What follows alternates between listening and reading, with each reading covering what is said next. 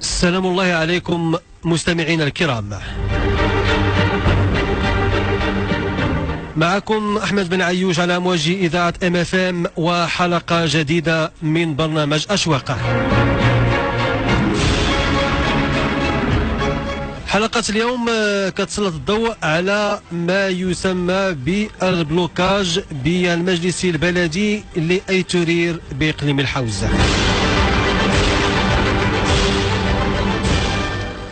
بلوكاج بين مختلف الأطياف السياسية المكونة للمجلس كما جاء في بلاغ لفعاليات جمعوية ومدنية بأيتورير.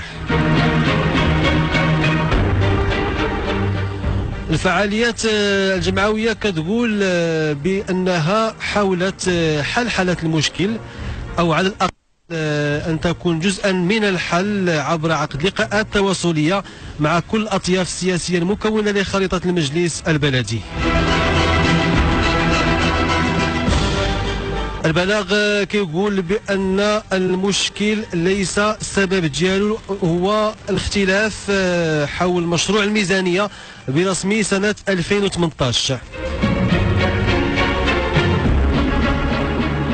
وأن هذه الميزانية ليست السبب الوحيد للأزمة، بل هناك أسباب أخرى نتساءل اليوم من المسؤول. هي أسئلة وأخرى نطرحها على ضيوفنا الكرام، والأمر يتعلق بالسيد عزيز أيت المسكيني الكاتب العام لجمعية الحمامة إقليم الحوز أيتورير، السيد مصطفى خرازي رئيس جمعية أبريد أيتورير، والسيد رشيد أيت دحان رئيس جمعية الناس التنمية والبيئة ورئيس جمعية العهد الجديد لفنون الحدادة أيتورير. مرحبا بكم. نبداو بالسي عزيز، قلنا شنو واقع بالضبط. بسم الله الرحمن الرحيم. بداية تنشكر إذاعة راديو MFM على هذه الاستضافة. مرحبا. باش نوضعكم سياق العام بالنسبه لايتورير. نعم. هو انه احنا بعد الانتخابات ديال 2015 نعم المجلس البلدي افرز يعني واحد تركيبه بالنسبه للاحزاب السياسيه كانت مكونه بين يعني 13 ديال الاسرى والمعاصره و13 ديال حزب العداله والتنميه وحزب الاستقلال مقعدين وحزب الاتحاد الدستوري مقعد واحد. نعم. وبالنسبه اثناء التكوين ديال المجلس تحالف حزب العداله والتنميه مع مكونات ديال حزب الاستقلال وحزب الدستوري. نعم. بعد هذا تكوين المجلس تقريبا بامت العمل مده سنتين تقريبا، وظهرت يعني المشاكل وبين هذه المكونات ديال الاغلبيه. نعم. هذه المشاكل هادو اللي غادي نتكلموا عليهم يعني في هذا البرنامج يعني باستقطاب متعددة، أهمها أنها يعني ذات بعد صراعات سياسوية. نعم. بين هذه المكونات ديال هذه الأحزاب. الكل يعني تيقول بأن بالنسبة للمكونات ديال حزب الاستقلال اللي كانوا داروا يعني اللي تحالفوا مع العداله والتنميه تيقولوا أن المشكل الرئيسي اللي هذا التصدع اللي واقع داخل الأغلبية هو في الرئيس ديال المجلس البلدي. نعم. وبالتالي فهو يعني ممثل ديال الحزب الاستقلالي اللي كان عنده يعني الدور ديال باش تكونت الاغلبيه تيقول انه عنده مشكل مع الرئيس ماشي مع الحزب ديال العداله والتنميه. يعني هنا فين بدا المشكل وبقى كيتطور، وقع البلوكاج يعني وصلت يعني بعد سلسله من الدورات اللي كانت كل مره كتجي دوره ما كيكونش الاغلبيه، يعني حيت هذوك الناس اللي كانوا كيكونوا الاغلبيه ما كيحضروش، وبالتالي سقطت يعني بالنسبه بهذا المفهوم هذا يعني في المره الاولى ما كانتش الاغلبيه عند المجلس بحكم ان ديال حزب الاستقلال والاتحاد الدستوري ما بقاوش يعني مع الرئيس. غنرجعوا لك يعني والحديث على طبعا بالتفصيل على هذه المشاكل. غنشوفوا مع السي مصطفى خرازي هناك 20 جمعيه اللي صدرت هذا البلاغ وكلها تجمع على انه هناك بلوكاج. بسم الله الرحمن الرحيم. سي نعيوش، كنشكركم اولا على الاستضافه في الاذاعه ديالكم MFM اللي الكل كيشهد لها بالمهنيه. مرحبا. بدورنا كمجتمع مدني في في الجماعه ديال ايتورير كاين واحد التتبع. اولا كان في اطار تفعيل الدور ديال المجتمع المدني اللي كيتنص عليه الوثيقه الدستوريه اللي كتعطي مجموعه من الصلاحيات اللي ممكن نجملها انه يعني خص المجتمع المدني يقيم السياسات العموميه، ماشي التقييم حتى التحيين والمراقبه بصفه عامه. والمجتمع المدني يعني حاول، يعني كانت بدا بواحد الديناميه، واحد الحركيه اللي كتصب في المصلحه ديال المدينه، وماشي غير البلوكاج باش بدا. البلوكاج كان ربما نتيجه لمجموعه من البلاغات ومجموعه من التحركات اللي بدا بها المجتمع المدني.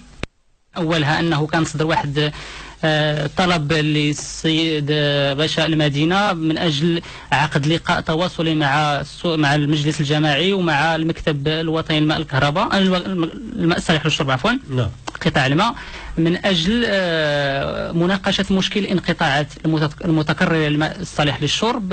من بعد كان واحد بلاغ استنكاري حول الوضع الامني للمدينه اللي كيعرف واحد الانفلات امني، ما غاديش نقولوا وصل نقطه اللا عوده، وانما بداو البوادر ديالو، خصوصا ملي كنشوفوا الكريساج في الشارع، كنشوفوا السرقه في واضحات النهار.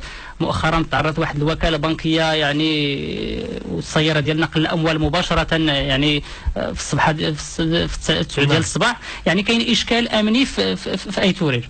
المجتمع المدني مشى في هذا الطرح، ومن بعد انه المجتمع المدني خدا المبادره ديال الدخول في هذا البلوكاج السياسي اللي عرفته المدينه ايتورير، وصدر تقريبا جوج البلاغات. البلاغ الاول تصدر تقريبا نهار 2 يناير 2018 من اجل الدخول بخيط بيض كما كنقولوا، من تفهم الواقع الذي يعرفه الواقع السياسي الذي يعرفه أسوار البلدية. نعم. قمنا بمجموعة من لقاءات تواصلية مع مختلف المكونات. يعني المجتمع المدني عبر على الرغبة ديالو في الانخراط في هذا الحراك اللي كتعرفوا ايتورير. من بعد صدر بلاغ ثاني اللي تصدر في 15 فبراير 2018. المجتمع المدني للأسف باقي يعني مشتت، ولكن الحمد لله كاين واحد الوتيره ولا واحد الديناميه حركيه زعما مزيانه. وهادو يعني هاد الملفات انخرط فيهم المجتمع المدني غيره ديالو على المدينه والمصالح ديالها اللي مشات في مهب الريح. والمجتمع المدني كما قلتي تقريبا راه واحد 20 جمعيه اللي وقعت في هذه البلاغات. والبلاغ كيجي فيه، اسمح لي، البلاغ تيجي فيه بانه واحد الفقره هنا هناك الاختلاف البين على مستوى تشخيص الأزمة بين فرقاء المشهد الحزبي المشكلة للمجلس، وهو ما استخلصنا منه أن الميزانية لم تكن أبدا السبب الوحيد للأزمة. سي رشيد. بسم الله الرحمن الرحيم. ربي اشرح لي صدري ويسر لي أمري واحلل قولي. اولا كنشكر السي احمد بن عيوش الاستضافه ديالو في الاذاعه، وتعطينا الفرصه لاول مره انه باش الصوت ديالنا نسمعوه للمواطنين، نوصلوا الصوت ديالنا ونكونوا يعني ممثلين نيابه عن المواطنين ديال مدينه ايتورير. غير باش ندخل في الموضوع ديال البلوكاج السياسي، انه تنقول انا كاين تأثير مباشر على الساكنه ديال مدينه ايتورير. نبغيو قبل ما نوصلوا يعني التاثير اولا نحللوا هذا المشكل بالضبط شنو هو، نطرحوه يعني للمستمعين شنو هو هذه المشاكل بالضبط، لانه كيف قال الاخ هناك مشاكل كثيره. نعم هناك مشاكل كثيره، ويعني من بين الاسباب اللي بينات ولا اللي ادت لهذا البلوكاج هو عدم الاخذ بتصورات ديال الاعضاء المكونه للمجلس من طرف الرئيس، عدم مثلا تنزيل الهيكله المصادق عليها فريق العداله والتنميه ما نزلهاش الرئيس، غياب الحكمه من طرف، غياب متابعة المشاريع في طور الإنجاز، غياب تصور واضح لفريق المسير لمجلس البلدية. وهذا هو اللي خلى هذا البلوكاج، يعني هذه المجموعة ديال المشاكل، مجموعة ديال الصراعات كانت داخلية الحزب العدالة والتنمية قبل ما تبان لمكونات الأغلبية وتستغلها المعارضة. اللي استغلتها المعارضة تا ولا هذاك المشكل كبر، والنتيجة ديالو أنها سقطت الميزانية.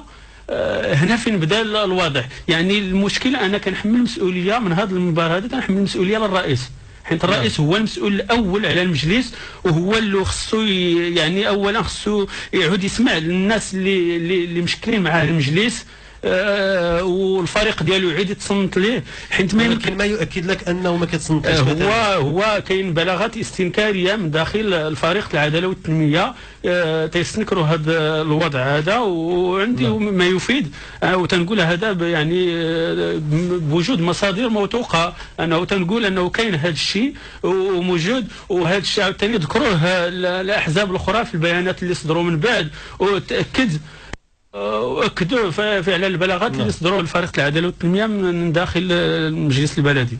نعم، كذلك جاء في البلاغ بان هناك سوء تسيير وتدبير في الشأن المحلي، والشيء اللي نشجع له يعني واحد الاتجاهيه في تحديد اولويات السي.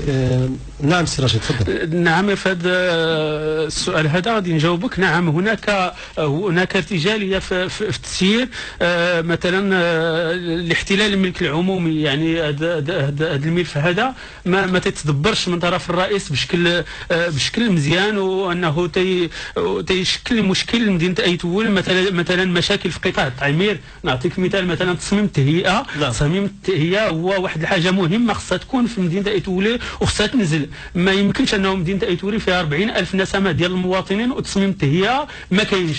حنا كنستنكروا هذا الوضع هذا، وما كنحملوش مسؤوليه غير المجلس البلدي، كنحملوا مسؤوليه حتى الوكاله الحضريه، العماله، السلطات الاقليميه والسلطات الجهويه، حتى هما كيتحملوا مسؤوليه في التنزيل ديال هذا بلون دامناجمون. يقولوا لنا شنو هو الجهه اللي عرقلات هذا تصميم التهيئه، شكون اللي هذا تصميم التهيئه مثلا، شكون هي الجهات اللي عرقلات وما خلاتوش يخرج لحيز التنفيذ. ما ايتورير حنا مازال عندنا ظاهره البناء العشوائي، جميع المشاكل ديال التعمير اللي كاينه في مدينه ايتورير، ولا مثلا تيقولوا تجزئه الفرح ولا تجزئه النزهه اللي كاين فايتو تيقولوا قانونيين، حنا كنقولوا ماشي قانونيين.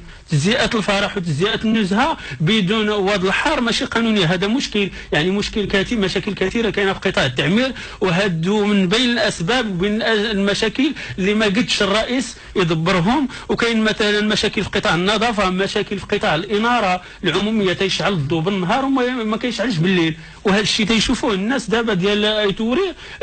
يعني في الايام الماضيه القليله الماضيه هناك مثلا الاناره العموميه شاعله بالنهار، وكاين مثلا تعطل جل المشاريع اللي تيبرمجها المجلس البلدي.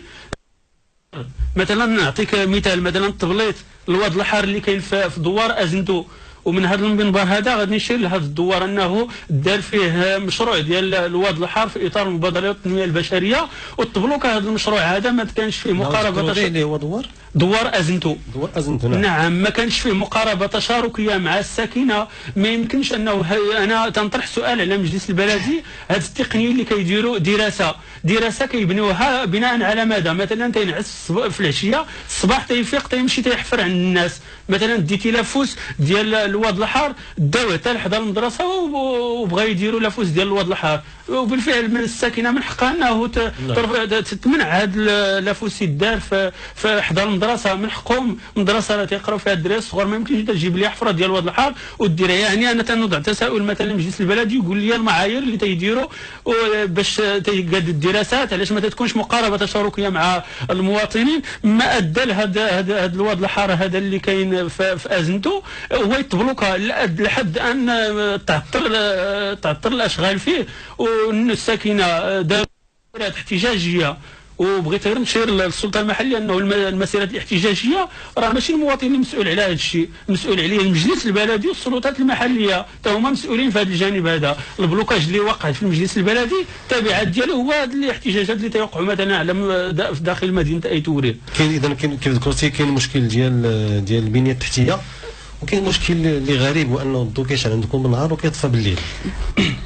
اكيد هذا الشيء اللي كاين والواقع، يعني ما كاين حتى واحد باش اللي كاين حتى حد اللي غينكروا، هذا هو مشكل. بالنسبه لهذه الارتجاليه كما شر الاخوان وسوء التسيير، يعني ناتج على واحد القضيه اللي هي جوهريه وما كايناش في الجامعه ديال ايتوري ولا في البلديه، هو غياب برنامج عمل. مثلا برنامج عمل هو واحد البرنامج ديال برنامج التنميه ولا الافق التنموي اللي فين غيتخدم البلديه. للاسف الشديد انه كما كتعرف القانون المنظم للجامعات المحليه 113 14 كينص على انه في السنه الاولى خص يدار واحد برنامج عمل يتحطوا فيه الخطوط العريضه ويتشخص الواقع والامكانيات والموارد اللي عندي والنفقات التقديريه اللي ممكن يعني يديهم لي هذا البرنامج ما كاينش هذا الشيء، وهذا الشيء اللي خلى الارتجاليه يعني كما قال الاخ رشيد يعني اي دومين مشيتي ليه كتلقى فيه مشكل، الواد الحار، الصحه، التعليم، يعني البنيه التحتيه، يعني فين ما مشيتي كاين مشكل. حين ملي كنقولوا ودي راه ما كاينش برنامج عمل، هذا ناتج على غياب رؤيه ولا غياب اراده. حيت نورمالمون القانون كيقول ودي الجامعه كتحط برنامج عمل وتحت اشراف الرئيس، وهذا الرئيس راه هو اللي خصو يتبع. اكيد كنحملوا مسؤوليه المجلس بصفه عامه، حيت الرئيس بوحده يعني عنده مسؤوليته، ولكن المجلس بصفه عامه راه عنده مسؤوليته، راه حتى هو كيتبع. راه القانون عطاهم مجموعه من الصلاحيات باش يتدخلوا، وقت ما بان لهم الخلل يتدخلوا باش يصلحوا. راه القانون عطاهم باش يديروا اسئله شفويه، يديروا اسئله كتابيه سواء فرديه او لا عن طريق الفريق، وهذا الشيء يعني نادرا ما كيدار. الا كان دار كيكون داك الشيء محتشم. نعم. وممكن نديروا مره ولا ومن بعد ما كنتبعش. الغريب في الامر اسمح لي يا استاذ، هو ان هذا البرنامج عمل تعطى لمكتب الدراسات، واي تورير راه فيها من الكفاءات في البلديه يعني تبارك الله. يعني راه المخطط الخماسي القديم راه دار بالموظفين ديال البلديه والمستشارين. يعني كاين كاتب عام ديال عنده من الكفاءة الشيء الكثير، كاين موظفين، كاين يعني مستشارين جماعيين اللي عندهم ما يقولوا في هذا الاطار. ورغم ذلك تم الاستعانه بمكتب الدراسات اللي عامين هذه وحنا باقي كنتسناوه باش يدير لنا هذا المكتب الدراسات. للاسف ما كاينش. اكثر من هكا انه حتى في هذا برنامج عمل ما كانش كاين واحد المقاربه تشاركيه نقولوا ربما تمثيليه الى سمينا هذا المصطلح يعني. ولكن مثلا كتلقى مثلا درنا لقاء تواصلي اولا مع الجمعيات، ولكن ما دارش مع هيئه داخليه ديال البلديه، هي هيئه المساواه وتكافؤ الفرص ومقاربه النوع. النقطه هو التساؤل ديالي الموالي هو انه تبارك الله 20 جمعيه اللي كتصدر على هذا البلاغ، يعني هناك اتفاق ديال المجتمع المدني في هذا الشان هذا. كذلك الحمد لله حضور ديال الشباب، كنشوف انا الكاتب العام، رئيس الجمعيه كل شيء شباب. كنسائل واش كيتم اشراك المجتمع المدني من طرف المجلس في مجموعه ديال اتخاذ القرارات؟ سي عزيز. هذه النقطه هذه الاستاذ اللي شرت عليها هي فعلا اللي كتطرح تساؤل داخل الفعاليات الجمعويه داخل المدينه. نعم. هناك لجنه ديال تكافؤ الفرص كاينه في المجلس. نعم. اللي هو الرئيس ديالها هو رئيس ديال المجلس البلدي. نعم. هذه اللجنه هذه لحد الان ما عمرها عقدت لقاء. يعني هذه المقاربه التشاركيه اللي كنهضروا عليها راه ما يمكنش اننا نتحدثوا يعني. نعم. ولكن من هذه النقطه هذه كان بالنسبه للفعاليات الجمعويه ديال ايتورير خدات يعني البادره وعملات انها من خلال باش تفك هذا المشكل ديال البلوكاج السياسي دارت لقاءات تواصليه مع جميع المكونات ديال المجلس.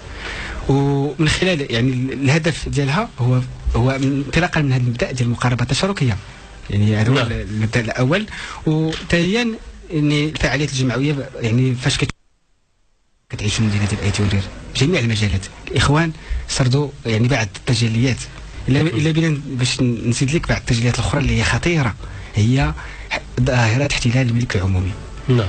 يعني هذه الظاهره هذه راه فيها الا بينا ندخلوا فيها الاسباب ديالها. يعني الا دخلتي دابا لمدينه ايتورير راه حتى ما تتلقاش حتى الناس فين يدوزوا، ما كاينش فين يدوزوا، تلقى الكريسات داخلين في الطريق وامام اعين السلطات والمكونات يعني والمكونات ديال المجلس الجماعي.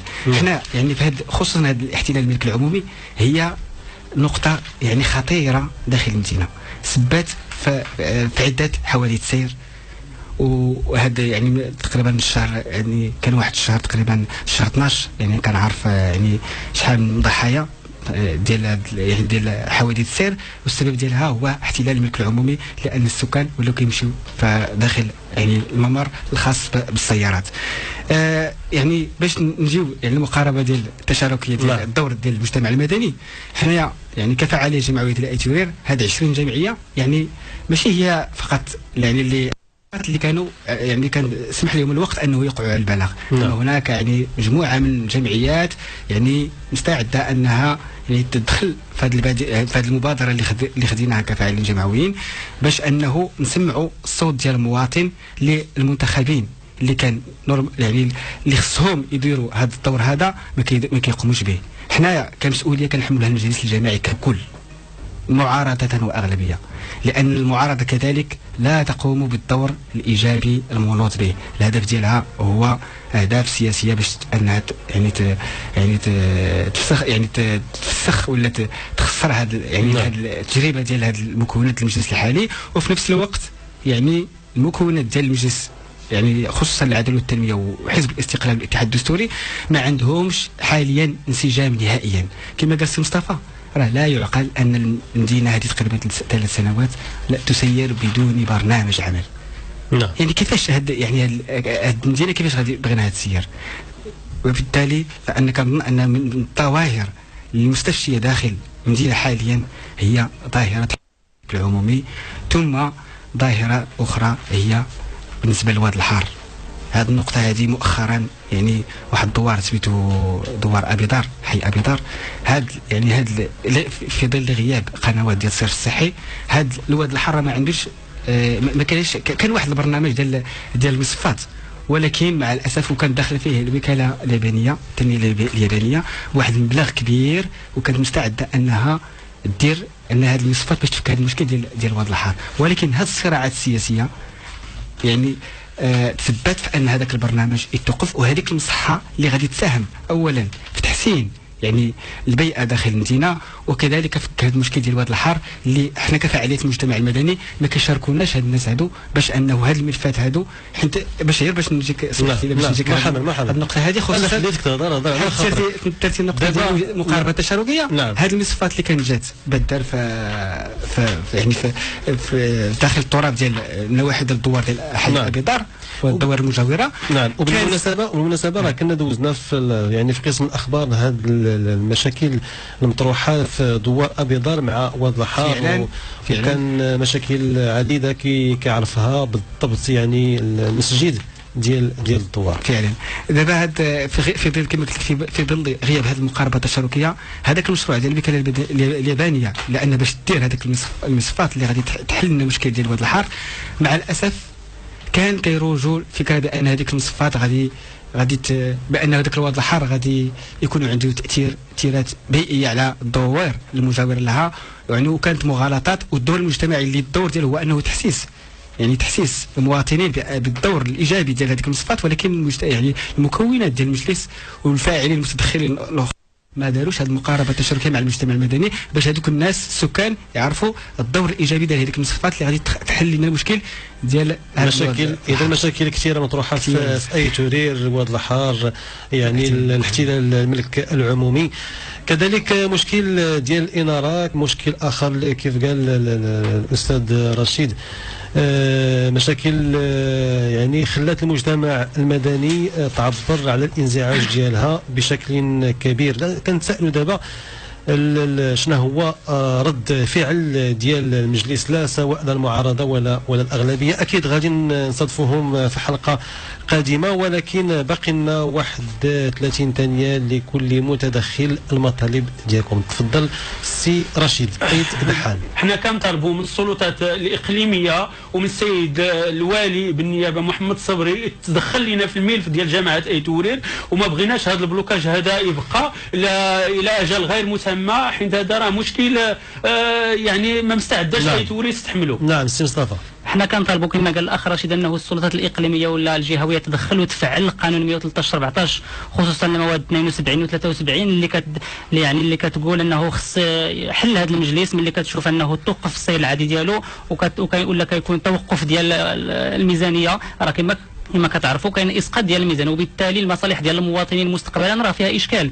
نعم سي عزيز. اعتقد ان الحل النهائي باش نفكوا هذه الاشكاليه ديال البلوكاج السياسي، نعم، اللي كيعيق التنميه ديال مدينه اي تورير، هو انه كما قال مصطفى هو حل المجلس. لان الرئيس ديال من خلال اللقاءات التواصل اللي درنا مع هذه المكونات، الرئيس براسو تيقول انه الحل الوحيد اللي باقي الان هو انه يعني نحلوا المجلس ونعاودوا انتخابات، لان الحزب الاخر اللي يكون الاغلبيه اللي هو حزب الاستقلال من خلال البيان ديالو اكد انه هذا بيان رسمي اكد بانه الان لا مجال انه للتحالف مع العدو والتنميه، وبالتالي والرئيس كذلك.